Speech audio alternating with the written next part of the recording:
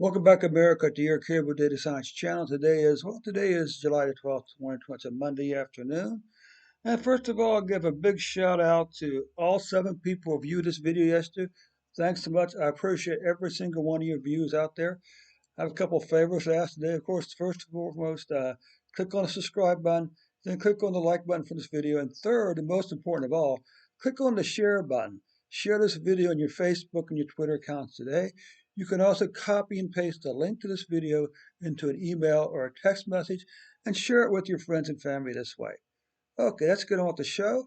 I will mention that I'm doing something slightly different now. I'm only looking at the previous 12 months data rather than going all the way back to January to April of January or actually April. Okay, actually February of 2020. I'm going back only 12 months. Okay, because if you go and you look at any other disease-related data, if you look at cancer deaths, heart disease deaths, they're always measured 1 year at a time.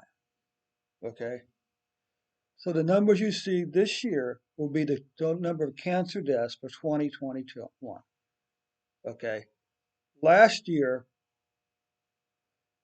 Okay, so that's sort of what I'm doing. I'm looking at a year's worth of data at a time. Okay, because what happened from January to, say, July of 2020 really isn't that big of a concern now. Okay, what we're concerned with, as always, is the trend. Okay, so anyway, you can see here for the previous 12 months, we had 31.2 million cases, 479,529 deaths.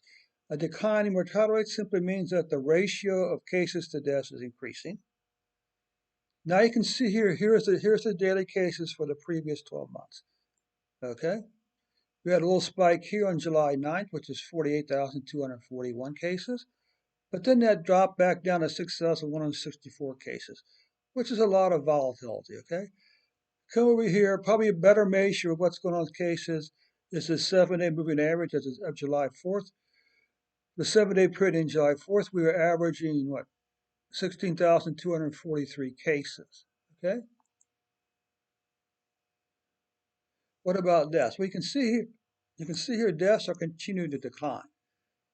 For July the 9th, there were 504 deaths reported, but for July the 11th, there was only 24 deaths reported.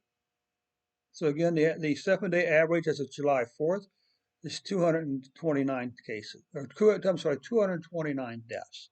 Okay, and due to this volatility, for some odd reason, I would say that this average is probably more important than the daily numbers.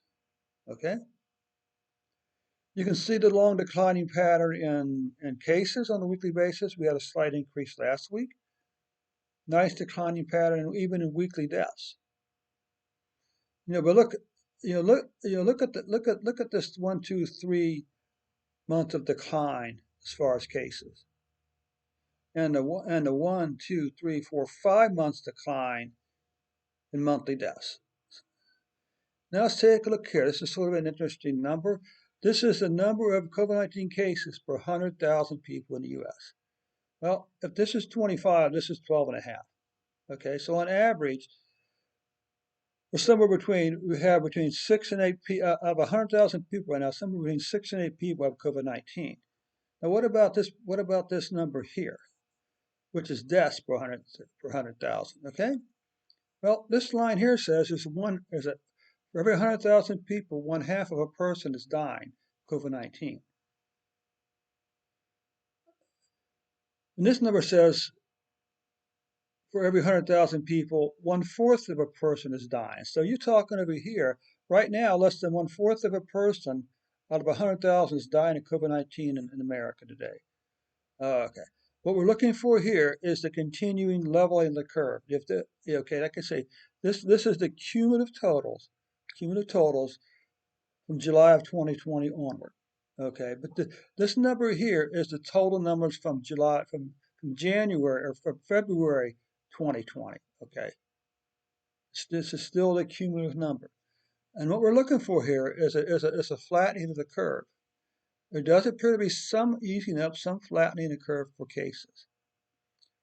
Does appear to be flattening the curve also for deaths, but it's not this flat. So we're really looking for a really big flattening of the curve here, okay?